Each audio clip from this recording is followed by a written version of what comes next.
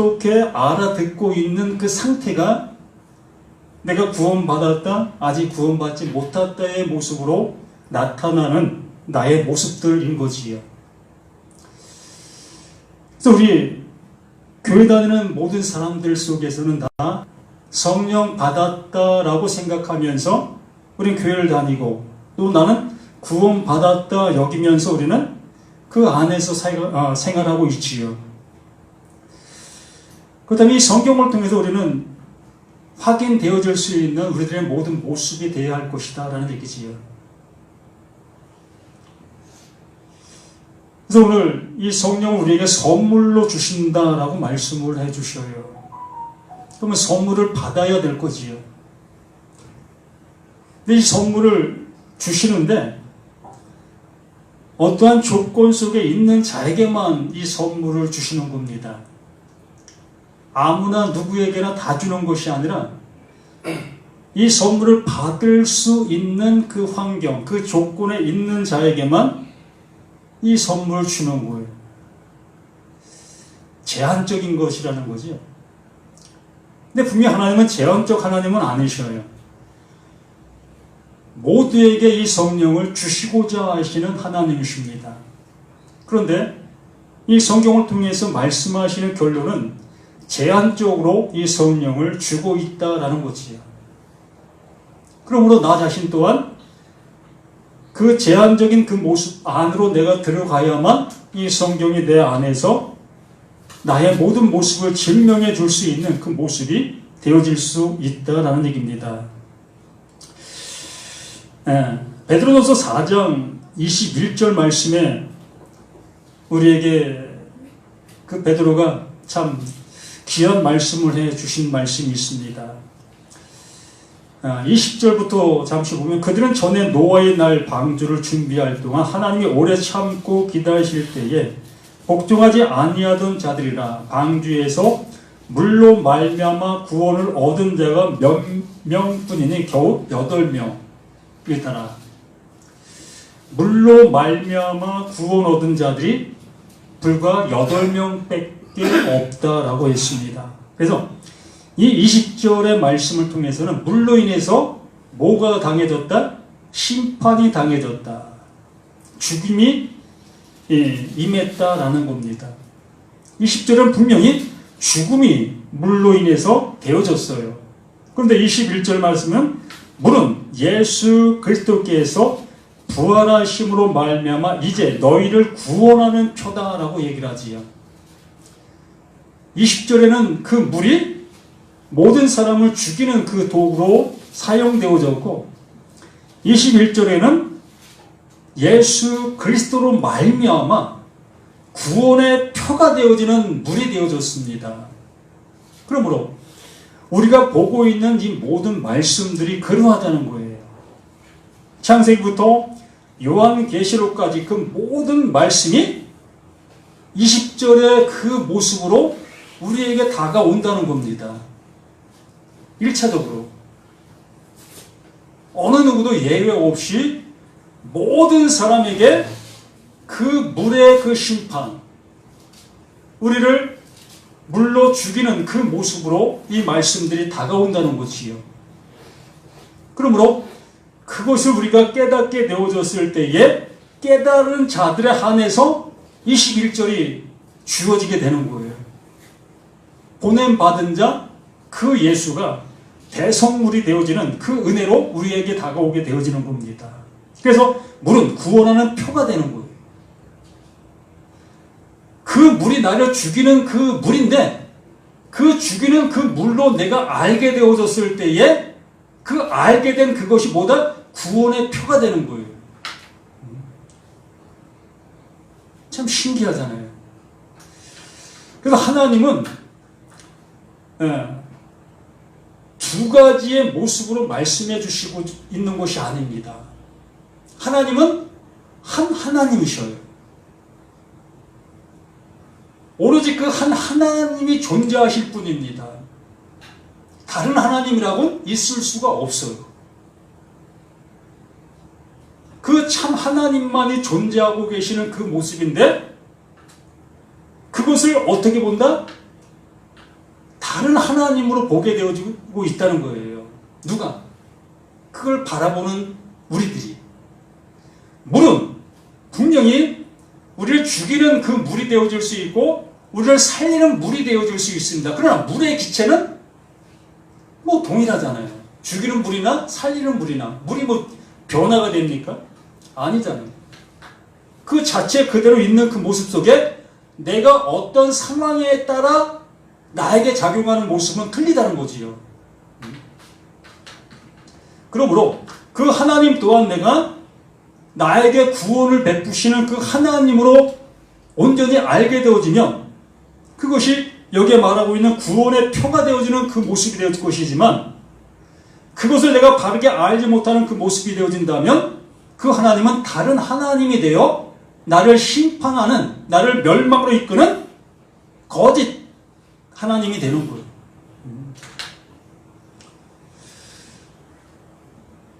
너희를 구원하는 편이 곧 세례라. 이는 육체의 더러운 것을 제하여 버림이 아니요 하나님을 향한 선한 양심의 강구라고 말한지요. 그 물이 나의 육체의 더러운 것을 제하여 버리는 것이 아니라는 거지요. 얼마나 참 제하여 버릴 수 있는 물이라면 얼마나 좋겠습니까?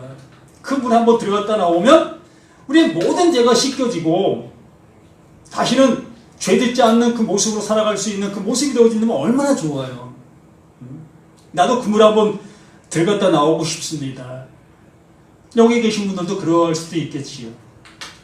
그런데 이 분명히 말씀하고 있는 것은 그 물이 나의 더러움을 제하여 버리는 물이 아니라는 거예요. 알게 해주는 거지.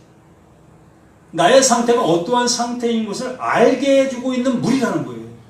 그러므로 요한의 세례가 그 일을 하고 있었던 거예요. 우리의 모습이 어떠한 존재? 그러므로 그 존재는 침례를 받아야 될 존재, 세례를 받아야 될 존재, 그 물에 수장되어져야 될 존재인 것을 알게 해주는 그 세례가 세례 요한의 세례였던 겁니다. 그것을 알게 된 그에게 이제 예수 그리스도의 성령 세례, 불과 성령의 세례가 임하게 되어졌을 때 비로소 우리는 그 물이 구원하는 표가 되어지는 그 모습이 되어질 수 있게 된다라는 얘기입니다. 아직 본론으로 들어가서 한번 보겠습니다. 사도행전 2장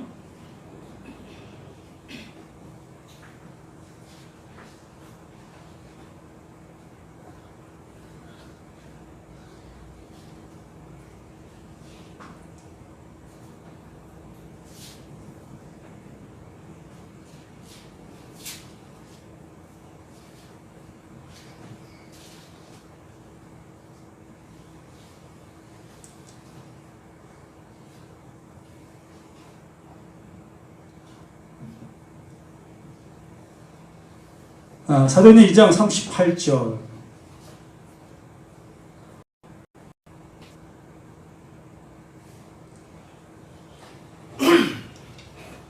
33절부터 한번 함께 보겠습니다. 사도행전 2장 33절 하나님이 오른손으로 예수를 높이심에 그가 약속하신 성령을 아버지께 받아서 너희가 보고 듣는 이것을 부어주셨느니라. 지금까지 우리가 들었던 수많은 말씀들, 이 시대의 모습 속에서는 구약 성경을 이야기하겠지요. 그 모세 오경을 이야기하게 되는 겁니다. 그래서 그들은 그 모세 오경을 보고 있었고 그 보고 있는 그대로 잘 행동하고 있었던 그들이었지요. 그런데 그 하나님께로부터 그 예수에게 성령이 임하게 되어진 그 모습 속에 그 말씀들을 강동하게 되어지는 거죠. 알려주게 되는 겁니다. 그 말씀이 이러한 거였다라는 그 모습으로 알려주시고 계셨다는 거예요. 무엇을 통해서? 그 성령을 통해서. 그러면 성령이 뭘 하는 겁니까? 하나님의 말씀을 알려주시는 거지요. 분명히 그 하나님께서 모세 오경을 통해서 말씀하신 수많은 말씀들이 있어요. 그래서 그 말씀들을 우리는 잘 듣고 행하고 있었던 삶을 살았지요. 십계명 지켜라 하면 십계명을 지키는 그 생활을 했었고, 하나님 앞에 예배 드려라 하면 예배 드리는 그 생활들을 아주 잘하고 있었던 그들의 모습이었던 겁니다. 그런 모습에 있는 그들을 향해서 그 예수가, 하나님의 성령이 그에게 임하고 나서 그가 알려주시는 그 모든 것에 내용이 있었다는 겁니다. 곧 십계명을 통해서 하나님께 말씀해 주시려고 하셨던 내용이 있었다는 거예요. 하나님을 다른 신으로 섬기지 아니할 수 있도록, 나 외에 다른 신을 내게 두지 말라 했던 그 말씀은 나 외에 다른 신이 너에게 있지 않게 해 주시겠다고 하시는 말씀이었다는 거지요. 그렇잖아요. 나는 내가 이렇게 육신을 입고 있는 이 모습 속에서 하나님의 존재성을 내가 인지하게 되어진다면, 그 인지된 그 하나님을 향해서 우리는 모든 모습을 향해 더욱더 잘 섬기려 하는 모습이 될 수밖에 없지요.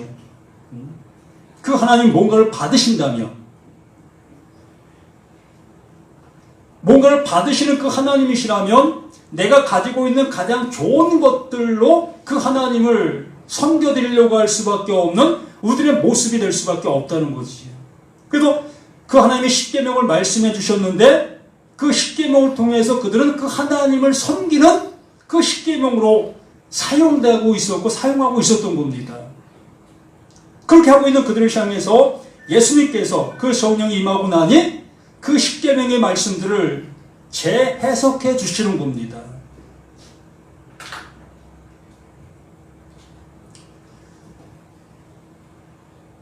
갈라디아서 3장 12절 말씀을 보면, 율법은 믿음에서 난 것이 아니니 율법을 행하는 자는 그 가운데에서 살리라.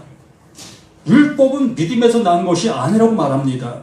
그러면서 율법을 행하는 자는 그 가운데에서 살리라. 그렇게 살아가는 거예요. 율법을 행하는 사람은 그 율법을 행하는 그 모습으로 살아가는 거예요. 13절에 그리스도께서 우리를 위하여 저주를 받은 바 되사 율법의 저주에서 우리를 속량하셨으니 기록된 바 나무에 달린 자마다 저주 아래 있는 자라 하였습니다. 율법을 행하면서 살았던 그 사람들은 그 율법을 행하는 그 모습으로 그게 자신들을 살리는 것으로 알고 그렇게 생활하고 있었던 겁니다. 그런데 그 예수가 오셔갖고는 그 율법의 저주를 받으셔요.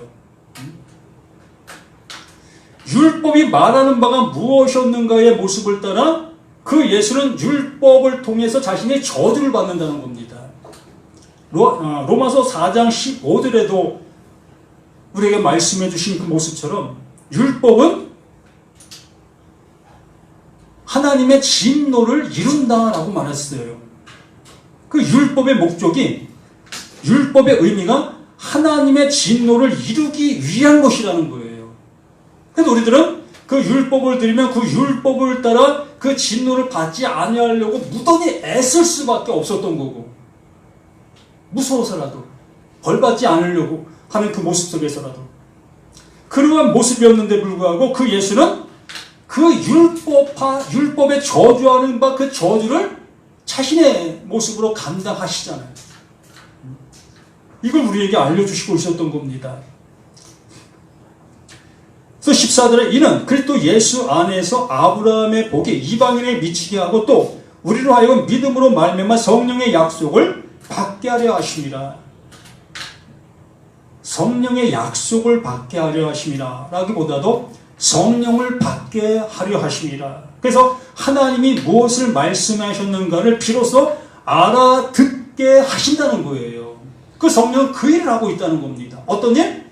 하나님께서 의도하신 일들을 알아갈 수 있도록 하는 그 일을 그 성령이 하고 있는 거예요. 엉뚱한 그러한 모습의 일을 하고 있는 것이 아니라 오로지 그 성령은 하나님이 말씀하신 그 말씀이 무슨 의미로 말하고 있느냐의 모습을 알려주시고 있는 그 일만 하신다는 거예요.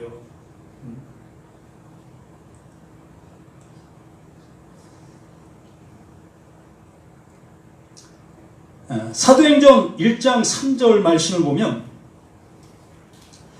그가 고난 받으신 후에 또한 그들에게 확실한 많은 증거로 친히 살아계심을 나타내사 40일 동안 그들에게 보이시며 하나님 나라의 일을 말씀하시니라. 부활하시고 살아나신 그 모습 속에서 하나님 나라 일을 말씀해 하시고 있었습니다. 육신을 입고 있는 그 상태에서도 하나님 나라의 일을 계속해서 말씀하고 계셨던 것이지요. 그러나 이렇게 부활하신 그 모습 속에서 하나님의 일을 확실하게 말씀하고 있었던 그 모습이지요. 그래서 4절에 사도와 함께 모이사 그들에게 분부하여 이르시되 예루살렘을 떠나지 말고 내게서 들은 바 아버지께서 약속하신 것을 기다리라. 아버지께서 약속하신 것. 요한은 물로 세례를 베풀었으나 너희는 몇 날이 못되어 성령으로 세례를 받으리라 하셨느니라. 그 율법을 따라 물로 세례를 받았던 그 이스라엘 백성들, 그 세례가 무엇인지 그들은 잘 알고 있었습니다. 자신들의 모습이 어떠하다는 것을 알게 되어져서 그 세례를 통해서 하나님의 용서함을 받으려고 하고 있었던 그들의 모습이었지요. 그런데 여기에 분명히 말하는 것처럼 몇 날이 못돼 성령의 세례를 받게 될 거다. 그러면 그 세례가 무엇을 말하고 있었는지를 알게 될 거라는 얘기지요. 성령이 오면 우리가 머리 위에 물 끼얹고 받았던 그 세례가 무엇을 의미하고 있는지 그 성령이 내게 오시게 되어지면 비로소 알게 된다는 겁니다. 이게 구원의 표가 되게 된다는 거지요. 그것을 알지 못했을 때는 나를 그 물에 수장시키는 죽음의 모습의 세례이지만 나의 모습을 알고 그 예수의 그 십자가 은혜를 알게 되어졌을 때 비로소 그 물은 나를 구원하시는 표의 모습으로 우리에게 다가오게 되어지는 그 모습. 이게 성령의 나타나심의 모습이라는 거지요. 요한복음 16장 7절의 말씀 속에서도 그러나 내가 너희에게 실상을 말하노니 내가 떠나가는 것이 너희에게 유익하다. 내가 떠나가지 아니하면 보혜사가 너희에게로 오시지 아니할 것이요 가면 내가 그를 너희에게로 보내리니. 분명히 이 성령은 아버지가 주신다고 했습니다. 그 예수도 그 아버지로부터 그 성령을 받았고 또 그 예수 스스로가 얘기하기를 아버지께서 너희에게 성령을 주실 것이다 라고 말하고 있습니다. 그런데 여기에서 뭐라고 얘기해요? 내가 가면 내가 그를 너희에게로 보낸다. 누가? 그 예수가 우리에게 보낸다라고 얘기하고 있습니다. 그러면 무슨 얘기일까? 이것에 대한 얘기를 하는 시간이 아니기 때문에 바로 그 예수가 그 아버지로 가는 거예요. 그 아버지로 가서 그 아버지가 보내실 성령으로 또 우리 가운데 오시는 거고요.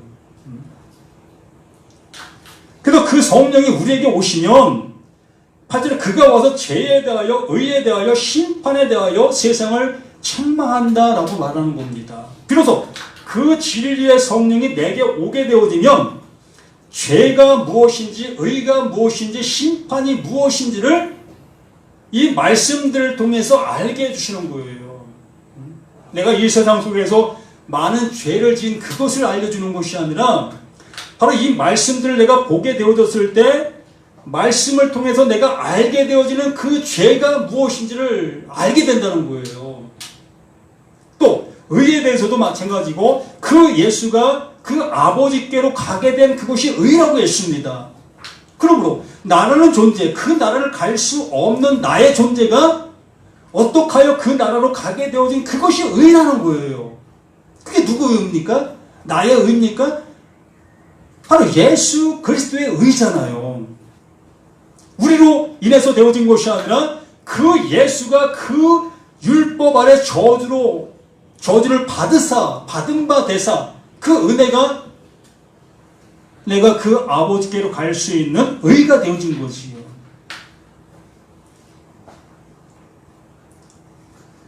또 36절 사도행전 2장 36절 그런즉 이스라엘 온 집은 확실히 알지니 너희가 십자가에 못 박은 이 예수를 하나님이 주와 그리스도가 되게 하셨느니라. 너희가 못 박은 그 예수를 그 하나님이 너희의 주와 그리스도가 되게 했다. 이 주가 뭡니까?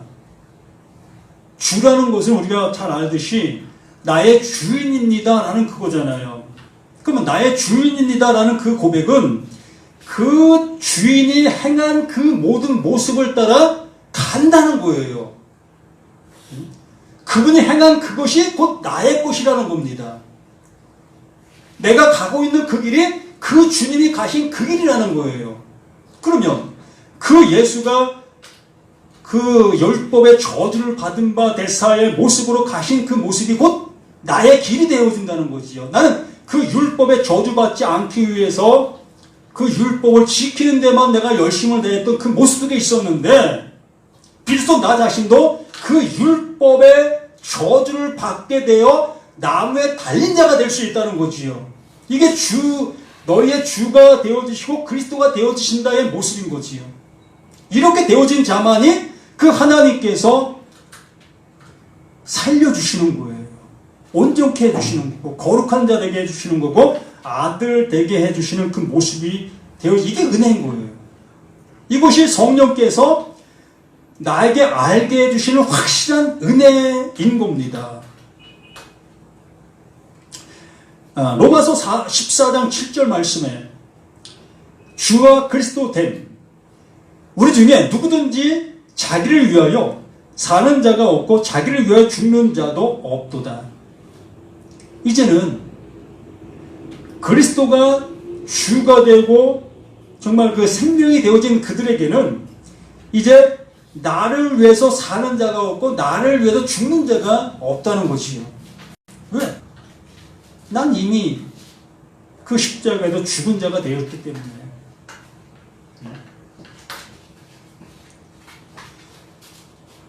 14장 8절 우리가 살아도 주를 위하여 살고 죽어도 주를 위하여 죽나니 그러므로 사나 죽으나 우리가 주의 것이다. 이 은혜를 받은 자가 되어진 우리인 것이 될 것이라는 거죠. 성령이 내게 임하게 되어지면 이러한 모습이 되어질 수밖에 없다는 거예요. 이 성령을 통해서 우리가 달리 생각할 것이 아무것도 없다는 거예요. 뭐 누굴 만나라, 어디를 가라, 이러한 쪽으로 우리가 바라보게 되어진다면 말 그대로 삼천포를 갈 수밖에 없어요. 엉뚱한 길로 갈 수밖에 없습니다.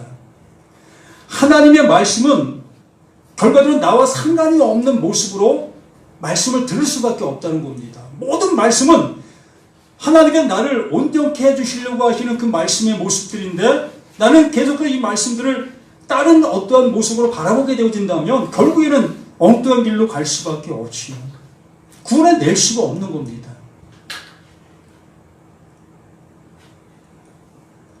그래서 구절에 이를 위하여 그리스도께서 죽었다가 다시 살아나셨으니 곧 죽은 자와 산 자의 주가 되려 하시니라. 이것을 위해서 그 예수가 죽으셨고 살으셨다는 겁니다. 이것을 위해서 그 하나님이 이것을 이루시려고 그 예수를 이렇게 이 길을 가게 하셨다는 거예요. 고린도후서 4장 5절 말씀에도 우리를 전파하는 것이 아니라 오직 그리스도 예수의 주 되신 것과 또 예수를 위하여 우리가 너희 종된 것을 전파함이라. 어두운 데에 빛이 비치라 말씀하셨던 그 하나님께서 예수 그리스도의 얼굴에 있는 하나님의 영광을 아는 빛을 우리 마음에 비추셨느니라. 지난번에도 말씀을 드렸듯이 빛이 비춰지면 뭐가 드러난다고 했습니까? 내가 알지 못했던 모습들이 드러나게 되어지는 거지요. 그러므로 그 예수가 빛으로 오셨다는 그 사실의 모습을 우리는 너무나 엉뚱한 모습으로 생각하게 되어지고 있다는 겁니다. 지금 우리들이 이 형광등의 모습을 바라보고 있지요.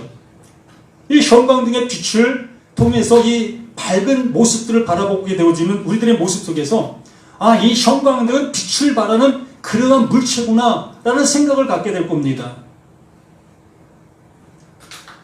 말 그대로 이 형광등이라는 것은 어둠의 부재의 모습으로 빛이 나타나는 거예요. 그러므로 이 어둠이었던 그들에게 어둠을 알려주는 그 어둠의 모습이라는 거지요. 이러한 사실의 모습으로 그 예수의 빛을 우리가 알아듣게 되어졌을 때 진짜 빛의 모습을 알아보게 되는 거예요. 예수는 빛으로 오셨대. 그러므로 너희 또한 빛의 생활을 해. 라는 그러한 개념으로 우리가 이것을 바라보게 되어진다면 백날 천날 가도 우리는 그것을 이룰 수가 없어요. 우리가 어찌 빛이 됩니까? 발광체도 아닌데.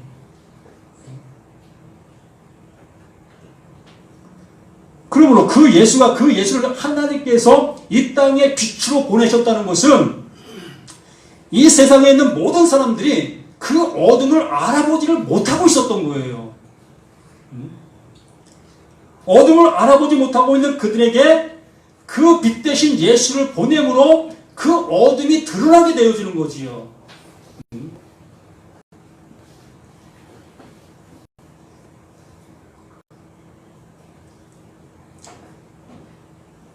고린도후서 4장 7절 그러니까 우리가 이 보배를 질그릇에 가뒀으니 이 보배를 내 안에 가진 겁니다. 하나님께서 빛으로 보내신 그 예수, 나를 알아볼 수 있도록 보내신 그 예수를 내 안에 갖게 되어지면 뭐가 드러나지요? 나의 상태의 그 모든 것이 낱낱이 드러나게 되잖아요. 숨길래 숨길 수 없는 그 모습으로 나타나게 되는 거지요. 우리가 이 보배를 질그릇에 가졌으니 이는 힘이 큰 능력은 하나님께 있고 우리에게 있지 아니함을 알게 하려 함이라. 아멘. 그렇잖아요. 그 빛이 내게 비춰지니 나의 상태적인 모습을 명확하게 알게 되어지니 야! 나로서는 불가능하구나. 내가 아무리 열심을 내도 가능할 수가 없는 나였구나.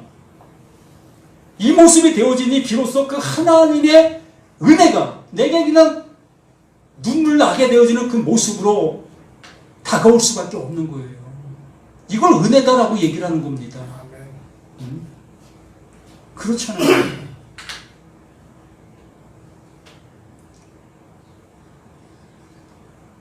그러한 그 모습 속에 이 38절 말씀이 나타나는 겁니다. 베드로가 이르되 너희가 회개하여 각각 예수 그리스도의 이름으로 세례를 받고 회개하여 어떤 상태인 것을 비로소 알게 됐잖아요. 이스라엘 백성들이 베드로의 그 한마디의 그 한 설교를 듣고 나서 내가 어찌 알고 그럼 나 어떻게 하라는 거야? 좀 알려줘! 라고 애걸복걸하는 그들을 향해서 회개해! 너 그거 알았지? 그거 버려! 그거 회개해! 그 모습으로 이 베드로가 외치니까 3,000명, 5,000명이 그 예수를 믿는 모습으로 나타나게 되어진 겁니다. 우리도 마찬가지예요.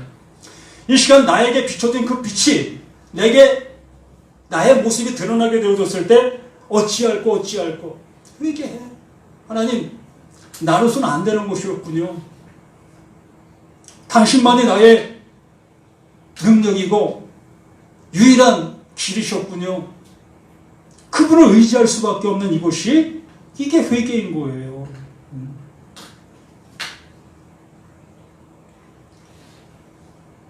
예수 그리스도의 이름으로 세례를 받고 죄사함을 받으라. 그리하면 성령의 선물을 받으리니 이 죄사함을 받으라라는 그 의미 또한 그렇습니다. 아까 그 세례가 뭐라고 했습니까? 죄를 없게 하는 것이 아니라 우리가 하나님께 나아갈 수 있는 길을 열어주시는 거라고 했습니다. 그러므로 이 빛이 내게 비춰지게 되어지면 나의 상태적인 그 모습, 죄가 낱낱이 드러나게 되어집니다. 드러난 그 죄를 내가 인정하게 돼요. 하나님, 나 이런 죄의 모습 속에 있는 나였어요? 내가 이런 죄를 갖고 있는 나였어요? 라는 그 모습을 인정하게 되어졌을 때에 그 하나님이 그 죄를 넘어가시는 거예요. 유언하시는 겁니다. 그때부터는 그 하나님께서 나의 그 죄를 그 죄로 보시는 것이 아니라 이제 그게 구원의 표가 되는 거예요. 이걸 용서했다, 용서받았다라는 겁니다. 이걸 회개했다, 회개가 되었다라고 얘기를 하는 거예요. 죄가 없어진 거 아니에요. 그대로 갖고 있습니다. 없어질 수가 없잖아요. 세상적인 죄도 마찬가지지요. 남의 집에 감을 넘어갔는데 이게 잡혔어요. 그래서 법정에서 판결을 받아 감옥 5년 형을 언도받았습니다. 그래서 5년 동안 가서 살고 나왔어요. 그럼 죄가 없어졌습니까? 없어졌다 얘기하는 거지요. 그가 이미 행동한 그 행동은 그대로 남아있는 겁니다. 그것에 대한 대가가 지불된 것이지요. 그 죄는 그대로 남아있는 거예요. 우리도 마찬가지입니다. 나의 모습이 죄인데 이걸 알아보지 못했던 나가 그 예수가 빛을 비춰주는 그 빛으로 인해서 내가 죄인 것을 알게 되어진 그 상태를 알게 되어졌을 때 비로소 그 죄를 넘어가 주시는 그 하나님의 은혜가 나를 구원해 주시는 거예요. 이걸 속죄했다, 속죄함 받았다 라고 하는 거죠. 그 속죄를 누가? 그 하나님께서 대신 치러주신 거잖아요.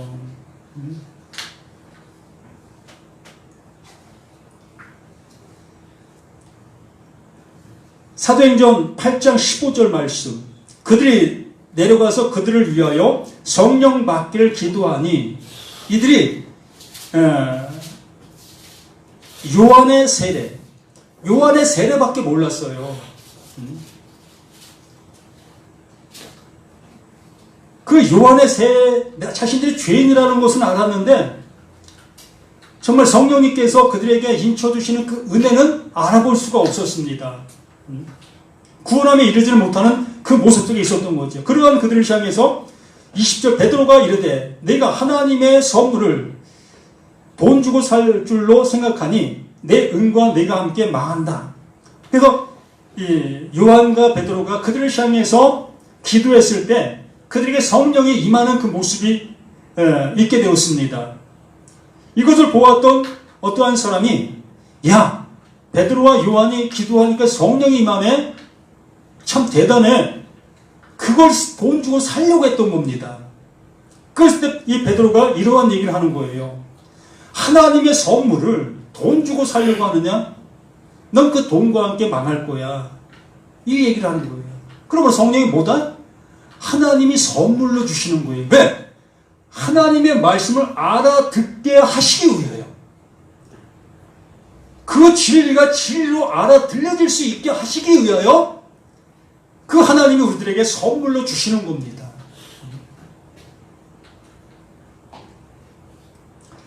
그 선물이 우리에게 임하게 되어졌을 때 비로소 우리는 이 모든 말씀들이 어떠한 말씀인지를 비로소 알게 되어지고 그 말씀을 통해서 나 자신의 모습도 보게 되어지고 그 보게 된 그 모습이 그 하나님께서 인쳐주시는 구원, 구속이 되어지는 그 모든 모습이라는 것을 잊지 마시기를 부탁을 드립니다. 다시 한번 말씀드리면 이 성령을 다른 어떠한 모습을 자꾸 해석하려고 하지 마시고 내게 어떠한 특정한 것을 작용시키는 그러한 능력 있는 그러한 모습으로 생각하지 마시고 오직 그 하나님의 그 말씀을 바르게 알게 해주시고 계시는 그 성령이라는 것을 인지하신다면 다른 곁길로 가지 아니하는 그 모습으로 갈 수 있다는 것을